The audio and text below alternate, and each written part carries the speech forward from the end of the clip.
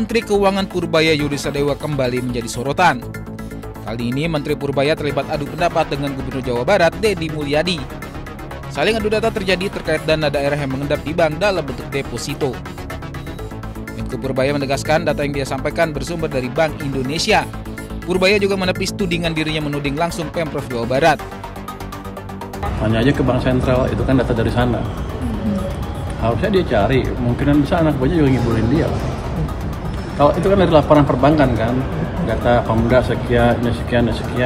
Sepertinya data saya sama dengan data Pak Tito waktu saya ke Pak Tito kemarin tuh.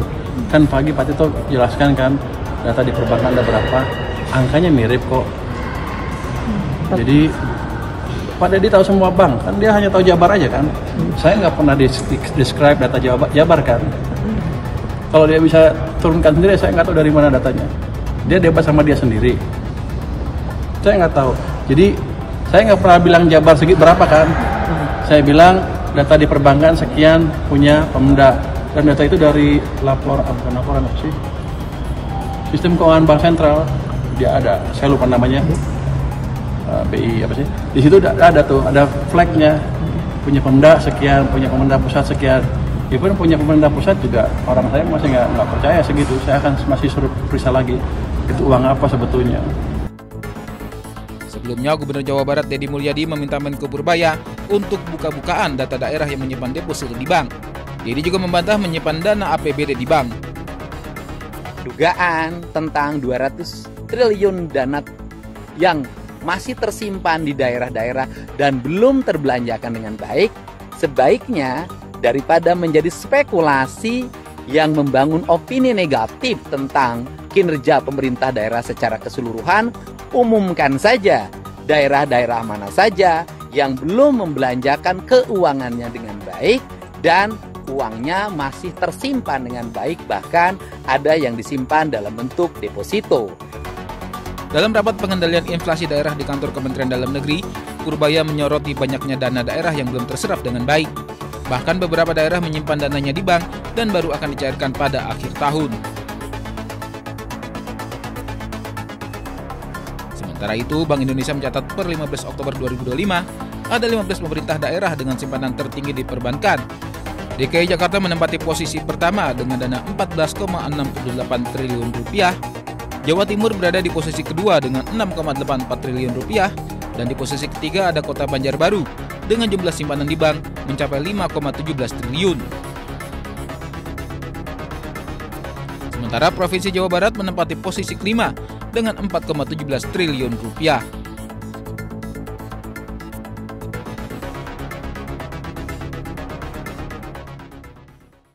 Realisasi belanja APBD sampai dengan triwulan ketiga tahun ini masih melambat.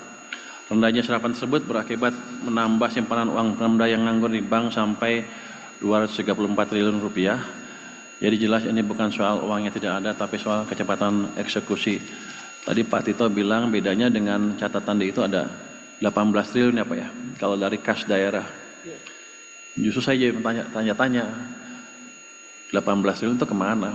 Karena kalau Bank Sentral pasti ngikut, itu dari bank-bank di seluruh Indonesia termasuk di BI, segitu tercatat. Kalau di Pemda kurang 18, mungkin Pemdanya kurang teliti ngitungnya Pak, nulisnya Pak. Kalau BI itu pasti udah di sistem semuanya. Jadi itu mesti diinvestigasi itu kemana yang selisih 18 triliun itu. Tapi nggak apa-apa, selama di daerah digunakan, itu udah bagus untuk mendorong ekonomi daerah. Jadi kuncinya itu, jangan ditransfer ke pusat lagi uangnya, jangan taruh di bank Jakarta, tetap aja di bank daerah. Kalau banknya jelek dibetulin supaya uangnya betul-betul muter di sana. Ini sama juga di pusat juga ada. Tuduhan masyarakat ada lagi nih, waktu saya taruh tunjukkan di pusat ada uang 230 triliun, 230 ya, yang di bank komersial punya pemerintah pusat dalam bentuk deposito. Mereka menuduh ini orang pusat main bunga nih Pak. Uangnya taruh di sana, pejabatnya minta bunga dapat kickback kayak gitulah. Jadi ini harus kita waspadai, betul seperti itu apa enggak. Tapi yang jelas kalau untuk pemerintah pusat akan kita investigasi uang itu uang apa, di mana tempatnya, kenapa deposito segitu banyak. Jadi saya pikir Pemda juga meneliti seperti hal-hal itu. Kalau pemerintah kan tugasnya bukan mengumpulkan bunga dari tabungan, tugas kita adalah membangun dan memastikan uang yang kita peroleh berdampak ke perekonomian untuk daerah di daerah, untuk pusat di pusat. Saya ingin titip beberapa hal untuk rekan-rekan daerah, baik TPD maupun OPD yang menangani keuangan dan pembangunan. Pertama, kelola dana Pemda di bank dengan bijak, simpan secukupnya untuk kebutuhan rutin, tapi jangan biarkan uang tidur. Uang itu harus kerja, bantu ekonomi daerah. Mungkin Pak Askolani ke depan dipikirkan sistem transfer yang cepat sekali, mungkin hitungan hari, jadi daerah nggak usah numpuk uangnya di sana. Jadi mereka habisin aja, kalau kurang langsung cepat minta ke pusat sesuai dengan anggarannya. Kedua, saya minta Pemda mengakselerasi belanja yang produktif. Jangan tunggu akhir tahun, jangan biarkan uang parkir di kas daerah. Dan terakhir, jaga tata kelola dan integritas. Kepercayaan publik dan investor adalah modal utama. Sekali hilang, membangunnya butuh waktu lama. Saya ingatkan beberapa waktu lalu ada 18 gubernur datang ke tempat saya kan. Mereka menuntut transfer ke daerah dinaikkan. Sebenarnya kalau saya sih mau aja naikin. Cuman pemimpin di atas masih ragu dengan kebijakan itu karena mereka bilang sering diselewengkan uang di daerah. Jadi saya dulu minta ke para gubernur itu perbaiki dulu tata kelola dan penyerapan uang daerah. 2-3 bulan ke depan saya lihat seperti apa. Kalau bagus, penyelewengan sedikit, saya yakin ekonominya kan lagi kita dorong lebih cepat kan. Saya yakin uang saya lebih banyak dibanding yang diperkirakan sebelumnya. Nanti akhir triwulan pertama menjelang triwulan kedua, saya bisa hitung berapa uang yang saya bisa tambah untuk TKD. Tapi dengan syarat tadi, tata kelolanya sudah baik. Karena kalau jelek, saya nggak bisa ajukan ke atas. Presiden kurang suka rupanya kalau itu. Tapi kalau kita punya bukti bahwa udah bagus semua, harusnya nggak ada masalah kita naikkan. Jadi untuk membantu bapak-bapak di daerah, tolong bantu saya juga untuk mendapatkan track record seperti itu. 2 triwulan saya pikir udah cukup. Triwulan keempat tahun ini dan triwulan pertama tahun depan.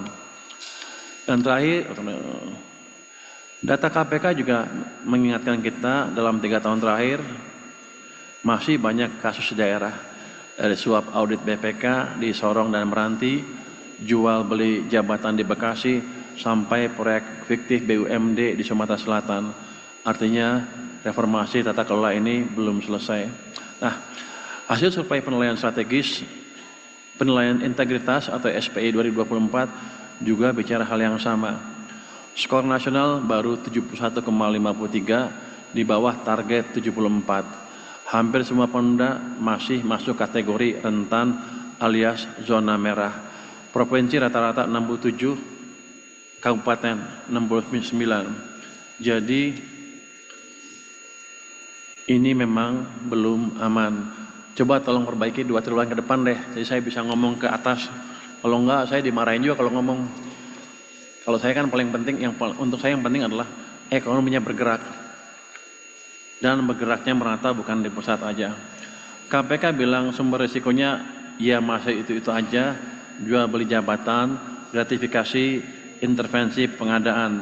Padahal kalau itu nggak diberesin, semua program pembangunan bisa bocor di tengah jalan. Jadi mari kita kelola uang publik dengan hati-hati, cepat dan bertanggung jawab supaya ekonomi daerah makin kuat dan masyarakat makin sejahtera.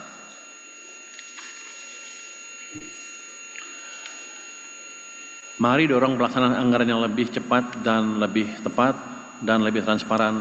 Gunakan dana dengan bijak, kelola kas daerah dengan efisien dan jaga integritas dalam setiap keputusan. Kalau semua ini berjalan seirama, kepercayaan publik akan tumbuh, investasi mengalir, dan ekonomi daerah semakin tangguh. Yang paling penting untuk saya adalah saya punya ground atau landasan untuk bilang ke atas, daerah mesti ditambah uangnya, jangan dipotong sebanyak kemarin. Saya percaya dengan kerja dan disiplin dan niat yang bersih, kita bisa menjaga stabilitas sekaligus memperkuat pertumbuhan ekonomi di daerah maupun secara keseluruhan nasional. Terima kasih Pak. Wassalamualaikum warahmatullahi wabarakatuh.